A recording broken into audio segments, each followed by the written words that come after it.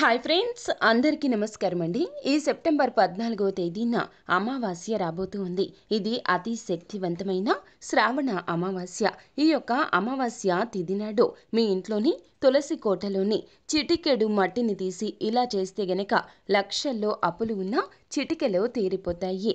అయితే ఈ యొక్క అమావాస్య తిథి నాడు తులసి కోటలోని మట్టితో ఏమి చేయాలో, ఏ విధంగా చేస్తే మనకు ఇబ్బందులు అన్నీ తొలగిపోయి దరిద్రం పోతుందో ఇప్పుడు మనం ఈ వీడియోలో తెలుసుకుందాము. ఇక మనం వీడియోలోకి వచ్చేద్దాము. అమావాస్య తిథి అంటేనే మన ఇంట్లోని ఆడవారు లక్ష్మీదేవికి పూజ చేస్తూ ఉంటారు. ఇంట్లో దరిద్రం పోవాలని, లక్ష్మీదేవి ఇంట్లోకి అడుగు పెట్టాలని ఈ విధంగా చేస్తూ ఉంటారు. అయితే ఈ రోజున తులసి కోటలోని మట్టిని తీసి ఈ విధంగా చేస్తే లక్షలు వస్తాయని, కోట్లు సంపాదిస్తారని పరిహార శాస్త్రమే చెప్తుంది. తులసి మొక్క ఉన్న ప్రతి ఇల్లు కూడాను పరమ పవిత్రమైనది. తులసి మొక్క దేవతా వృక్షము. తులసి మొక్క దగ్గర మనం ఏ విధమైన కోరిక కోరుకున్నా కూడాను ఖచ్చితంగా నెరవేరుతుందని పెద్దలు చెప్తున్నారు. అంతేకాదండి, తులసి మొక్క ఉన్నటువంటి ప్రదేశం కూడాను చాలా పవిత్రత కలిగి ఉంటుందని పెద్దలు అంటూ ఉన్నారు. తులసి మొక్కకు పూజలు చేయడం ద్వారా సిరి సంపదలు, ఆయురారోగ్యాలు సిద్ధిస్తాయని విశ్వాసం. తులసి చెట్టు పూజలకే కాదండి, మన ఇంట్లో ఉన్న చెడు తొలగించుకోవడానికి కూడాను బ్రహ్మాండవంతంగా ఉపయోగపడుతుంది. తులసి మొక్కలో వివిధ భాగాల్లో దేవతలు నివసిస్తూ ఉంటారు. తులసి మొక్క మొదట్లో ఉన్నటువంటి మట్టితో ఈ యొక్క శ్రావణ అమావాస్య తిథి నాడు ఈ పరిహారం చేస్తే మీ ఇంటికి ఉన్న సర్వదోషాలు పోతాయి. మీ ఇంటికి పట్టిన దరిద్రమంతా కూడా తొలగిపోతుంది. లక్ష్మీదేవి అనుగ్రహం కలుగుతుంది. అలాగే మీ అప్పులన్నీ తీరిపోతాయి. మరి ఆ పరిహారం ఏమిటో, ఎలా చేయాలో ఇప్పుడు మనము తెలుసుకుందాము. సాధారణంగా మనిషి యొక్క జీవితంలో డబ్బు అనేది పెద్ద సమస్య. ఇప్పుడు ఉన్న సమాజంలో ఎవరి దగ్గర డబ్బు ఎక్కువగా ఉంటే వారికి, లేదా వారే రాజు, వారికే విలువ ఉంటుంది. డబ్బు అనేది ప్రపంచాన్ని శాసిస్తుంది. డబ్బు అనేది మనిషి జీవితంలో ప్రముఖ పాత్ర పోషిస్తుంది. మనిషికి డబ్బు అవసరం అనేది ఎక్కువగా ఉంటుంది. ఎందుకంటే గౌరవం వస్తుంది. డబ్బు మనిషి జీవితాన్ని ఎన్నో రకాలుగా మారుస్తుంది. డబ్బు కొందరిని దగ్గర చేస్తుంది, మరికొందరిని దూరం చేస్తుంది. ప్రతి మనిషి కష్టపడేటటువంటి ప్రతి ఒక్క రోజు కూడాను డబ్బు కోసమే ప్రయత్నిస్తూ ఉంటాడు. అయితే జీవితంలో ఎదురయ్యే కొన్ని సమస్యల ద్వారా అప్పులు చేసి అప్పులు తీర్చడానికి చాలా అవస్థలు పడుతూ ఉంటాడు. చేసిన అప్పులు తీర్చడానికి ఇతర ప్రాంతాలకు వెళ్లి కూడా కష్టపడి వస్తూ ఉంటారు. జీవితాన్ని అతి కష్టంగా గడుపుతూ ఉంటారు. అయితే మీరు చేసినటువంటి అప్పులు తీర్చడానికి సులభమైన మార్గం దొరకదు. ఈ యొక్క పరిహారం తులసి కోటలో ఉండే మట్టితో చేయడం ద్వారా మీ యొక్క జీవితం అనేది ఖచ్చితంగా మారిపోతుంది. తులసి చెట్టును లక్ష్మీదేవి స్వరూపంగా భావిస్తూ ఉంటాము. అలాంటి తులసి కోటలో ఉండేటటువంటి మట్టితో ఈ యొక్క పరిహారం చేస్తే లక్ష్మీదేవి మీకున్నటువంటి ఆర్థిక ఇబ్బందుల్ని తొలగిస్తుంది.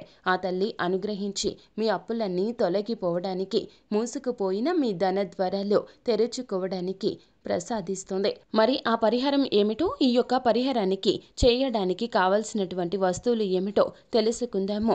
ఈ పరిహారానికి ముఖ్యంగా కావలసినది తులసి చెట్టులోని మట్టి, 1 రూపాయి బిళ్ళ, పసుపు రంగు క్లాత్, చిటికెడు పసుపు, చిటికెడు కుంకుమ. వీటిని అన్నింటినీ కూడాను ఈ పరిహారంలో ఉపయోగిస్తాము. ఈ యొక్క పరిహారంలో ఉపయోగించడం ద్వారా లక్ష్మీదేవి అనుగ్రహం చక్కగా కలుగుతుంది. ఇక మనం వీడియోలోకి వెళ్లే ముందు ఒక పురాణ కథను తెలుసుకొని వీడియోలోకి వెళ్దాం. పద్మ పురాణంలోని దధీచి మహర్షి కథ గురించి ఇప్పుడు తెలుసుకుందాం. పూర్వం పరాతృష్ణ అనే దంపతులు ఉండేవారు. ఎంతకాలం గడిచిన వారికి సంతానం కలగలేదు.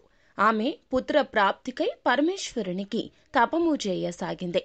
ఏకాగ్ర చిత్తంతో మహాదేవుని ధ్యానం చేసింది. 1000 సంవత్సరంల పరాసాధ్వి యొక్క తపస్సునకు మెచ్చి శంకరుడు ప్రత్యక్షమయ్యాడు. ఆమె పరమశివ, సూర్యుడు శస్త్ర అస్త్రాలకు చంపబడనివాడు, విప్రదానవ రూపధరుడు అయిన పుత్రుణ్ణి ప్రసాదించు అని కోరింది.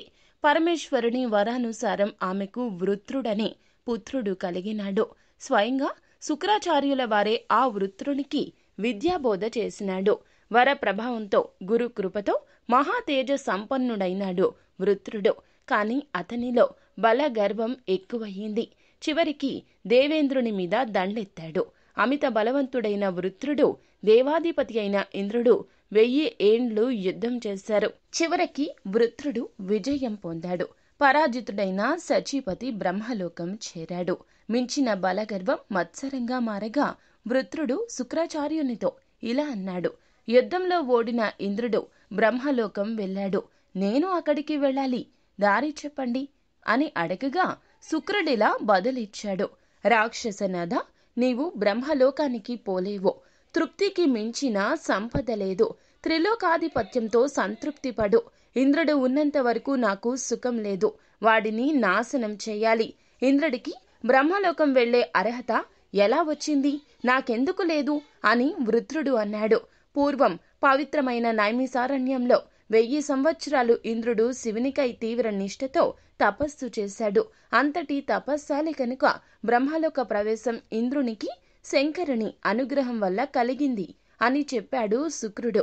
వెంటనే వృత్రుడు నైమిసారణ్యం చేరుకుని తపస్సు ఆరంభించాడు. దుష్టుడైన వృత్రుని సంహారమునకు శ్రీకారం చుట్టిన మహావిష్ణువు ఇంద్రునితో ఇలా అన్నాడు: సురేశ్వర, పరమశివుని వర ప్రభావం వలన వృత్రుడు శస్త్ర అస్త్రాలకు అవధ్యుడు. సరస్వతి నదీ తీరంలో పరమనిష్టతో దదీచి మహర్షి తపమాచరిస్తున్నాడు. 100 మూరల ప్రమాణంలో ఉన్న ఆ మహనీయుని వెన్నెముక వజ్రం కంటే 2 రెట్లు పటిష్టమైంది. ఆ దయాళువును లోకహితార్థం తన అస్థిని ఇవ్వమని ప్రార్థించండి. నారాయణుని అనుజ్ఞ తీసుకుని దేవేంద్రుడు కురుక్షేత్రంలో నదీ తీరంలో ఉన్న మహర్షి శిరోమణి వద్దకు వెళ్ళాడు. దదీచి మహర్షి ఇంద్రుని రాకకు కారణం ఏమిటని అడిగినాడు. ఇంద్రుడు పూర్వ వృత్తాంతం అంతయు కూడా ఈ విధంగా అతనికి తెలియచేసినాడు. మహానుభావ, వృత్రుని ఆగడాలు మితిమీరిపోతున్నాయి. అతన్ని సంహరించకపోతే విబుధ పండిత వినాశనం తప్పదు. దయచేసి మీ అస్థిని మాకు ప్రసాదించండి అని అడుగగా ఇంద్రుడు చేసిన ప్రార్థన విన్న దదీచి మహర్షి మహదానందంతో పొంగిపోయాడు. లోకహితార్థం తన శరీరం వినియోగపడ్డం కన్నా నాకు కావాల్సింది ఏముంది అని అన్నాడు. యోగశక్తితో శరీరాన్ని త్యాగం చేశాడు. దదీచి మహర్షి చేసిన అసామాన్యమైన త్యాగానికి విభ్రమిత్రుడైన వేల్పు దొర దదీచికి నమస్కరించాడు. అస్థితో వజ్రాయుధాన్ని చేయించి లోకభీకరుడైన వృత్ర సంహారం చేశాడు. మహనీయులు పరోపకారార్థం తమ శరీరమును కూడా త్యాగం చేయడానికి వెనుకడరు. అడగంగానే మహదానందంతో ఇంద్రునికి తన అస్థిని ఇచ్చి దదీచి మహర్షి మహకు మార్గదర్శి అయినాడు.